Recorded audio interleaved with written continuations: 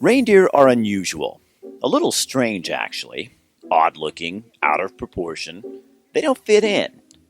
Do you ever feel like that around the holiday season? Me too. And we're not alone. As a kid, I took a lot of ribbing over my last name, Dancer, around the holidays. But it was okay.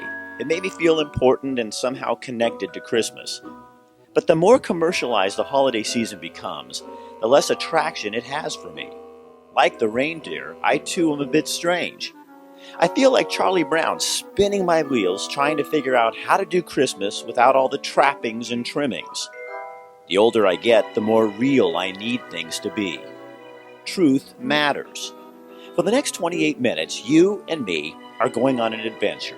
A search for, I don't know, I guess I'm looking for something real about Christmas. You ready? We begin at St. Mary's Catholic Church in Eugene. Why? You're about to find out. You know Dasher and Dancer and Prancer and Vixen, Comet and Cupid and Donner and Blitzen. But do you recall the most famous reindeer of all?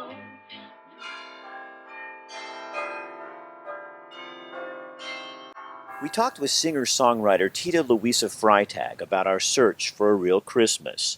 She surprised us and wrote a song about it. Santa's reindeer on the rooftop, shopping malls filled with sparkling toys, cyber specials Monday through Friday, promising such Yuletide joy. If I stop and catch my breath, will things become more clear? Will my heart remember to listen? Feel grateful for what's been given. This season is a chance to open up my life. I saw you on the news. You needed a coat, a gift, a place to live. Hard times have come upon you. What can I do? Ask myself, what will I do? Whether you see Christ as a historical figure, or someone you follow, or a savior, his life and the celebration that bear his name have very little in common.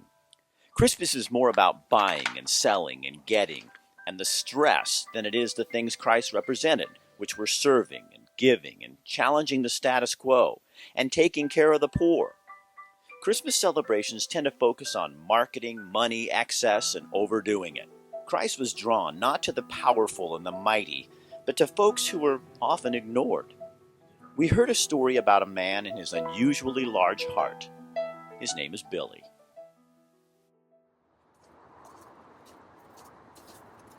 So you must be Billy. Yeah. Hey, Billy. How you doing? No, thanks for meeting me. I appreciate it. So tell me what happened when you met these people. It was Well, right here, right? Yeah, I was right over here on the other side of the bushes here. I was sitting on the table, and they were out here just laying in the grass sleeping. And when they woke up, they came over and asked me if I knew where to find any blankets or anything, because they were cold and all their stuff got stolen. And at that time, I didn't know of any place that was open. So I thought, well, I got some sleeping bags at home in the shed that just sitting there. And so I went and got some food, some sandwiches and some chips and some drinks, and I brought it back to them. Why'd you do that? It's kindness in my heart. I just felt sorry for them. I don't have a lot myself, but what I do have, I don't mind giving it if I haven't. Now why? That's not real normal in our culture, Billy. Right. Well, it's just the right thing to do. It's not about me. I got a nice warm house to go home to, and they don't, so I didn't need it. I gave it to them. But it didn't stop there. So then you got this idea with the church that you work for. Yeah.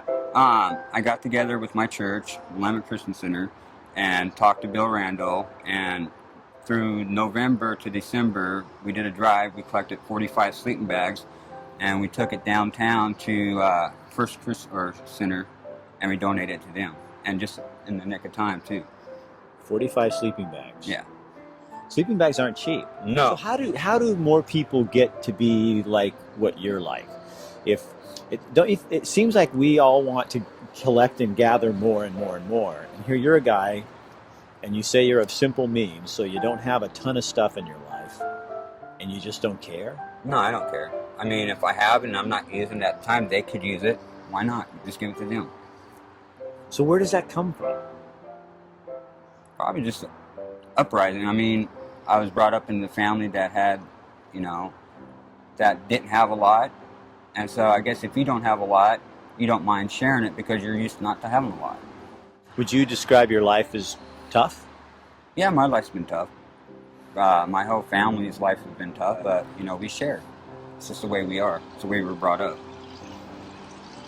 So what's tough? Explain what tough is to me, could you? Live check to paycheck, don't always have food in the house, going to food boxes, getting food out, from the food places and stuff like that. And that's how you live? Right. That's normal for you? That's normal. It kind of blows me away a little bit, if I'm honest with you, because I think, how do you do that? I think that's amazing. That's why we're talking to you. Right. You inspire me. Thank you. I'm looking for what Christmas really is supposed to look like, and I think it's supposed to look like you. If you're not going to use it, why let it sit and not be used? That's kind of what the original Christmas was all about, wasn't it? Yes. Hope. Mm-hmm. And giving. It's not about receiving, it's about giving. And you really believe that? Yes. And you live it? Mm-hmm. Sure do. I like you, Billy. I like you too. Yeah, I like your spirit.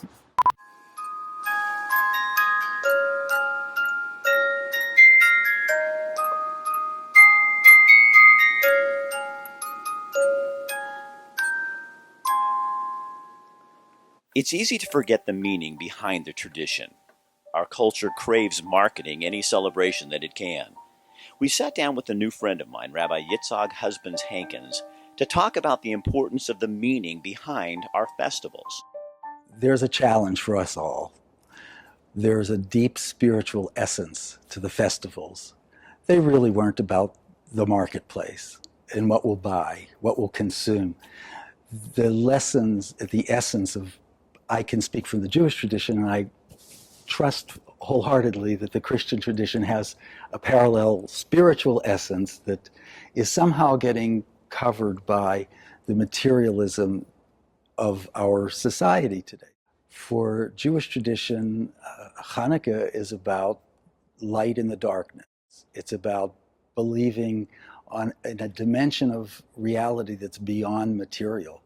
It is about spirit. To indulge in what I would have to say from a personal perspective might be senseless consumption of stuff that has nothing to do with the meaning of Hanukkah would be a missed opportunity to really elevate the moment, to not diminish one another in this world, but to truly seek to see the best, the godly aspect in each person.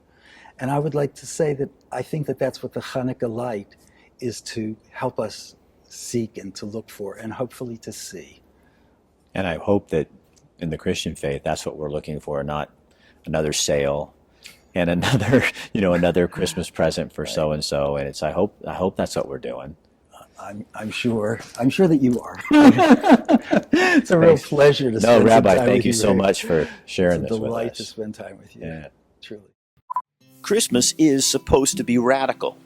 Christmas should be disturbing. Christmas is passionate, and passion isn't found on a Christmas list or at the mall. It's found in pain and in life, in good days and bad days. It's found in a willingness to start over. Mike played in a band for a lot of years. I've been here 17 months, going on 18. Now he's rewriting his life story in a program at the Eugene Mission. Lightning, rolls of thunder. I've been to several treatment centers. I've been to 4 different inpatient treatments in my life. Glory and power be to you, the only wise King. Finally tried having a sponsor, doing all the stuff for 12-step. I really did. And the longest I could stay sober was about 4 months. Have our own living place. This is true. So it's really going to be a good deal. But it's a commitment on your part. It's a way of a commitment. Yeah, you have to, so you have to be real about it. And I just couldn't stay sober. I spent 23 days at the Wayne County Jail. think it's necessarily always society's fault, but they get lost in the shuffle. Some guys go off and don't want to be, for whatever reason. Maybe there's been abuse, maybe there's mental illness.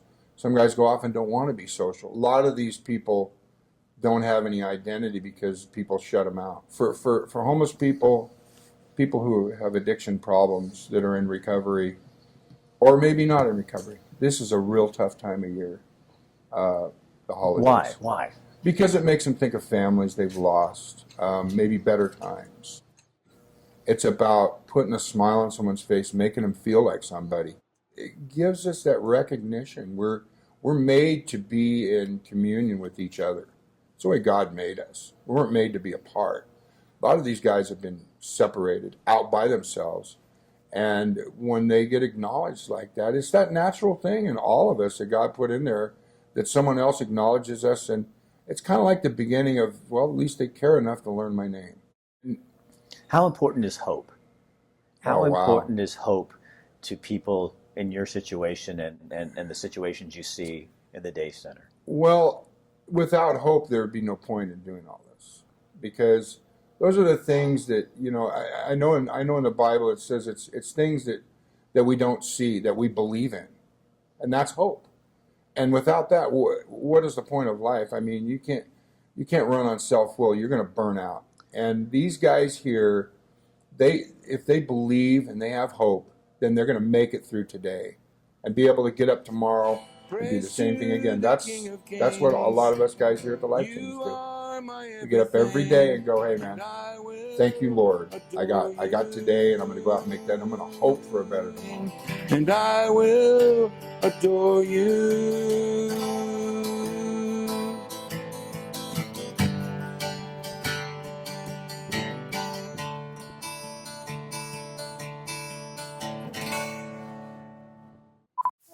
While shooting video for this special, we stopped in the Whitaker neighborhood of Eugene. We parked in front of a building we'd never paid much attention to and discovered another untold story. It's hard to play out here. The Jesco rents the hall for NA and AA meetings, all 12-step stuff, and it's a fellowship.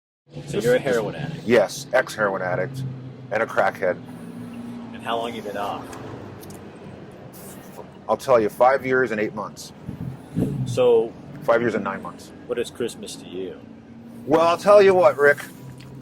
I hated the holidays until I got clean. Christmas was sad for me because I didn't want to be alone. And since I've been clean, and I'm not bullshitting it, I've had great Christmas means to me being with all these folks. And it's good stuff. So why do you get teary when you talk about that? I don't know why. Just because it's a happy thing for me. Because I was looking for stuff like that. People have become friends here. And you're all getting clean. Yes. Do you think people would be amazed what goes on in this building? Would here, they? Here in the heart of the Wit is this little place that just is. I think they would. Sometimes I'm amazed. I'm really so thankful to be here. So isn't that what Christmas is really about? Yeah, you're making me cry. Because it's good, isn't it? Yes, it's a great thing. Yeah. So do you think too many people, maybe we live our lives too much on our own? Yes. Together. It's okay to depend on other people? Totally. Yeah, that's this whole secret. Don't be in isolation. That's what you didn't understand, huh? That's what we do in I understood it, but I didn't know how to do it. That's the difference. And now you do. And now I do. Okay. Just be honest. Merry Christmas. It was great to meet you. Yeah, it's Merry Christmas. All right. Yeah, it was fun. Christmas is supposed to be hope for the hopeless, not just another sale. It's about a second chance, or a third, or a fourth. Christmas is about changing the way you think of the world around you.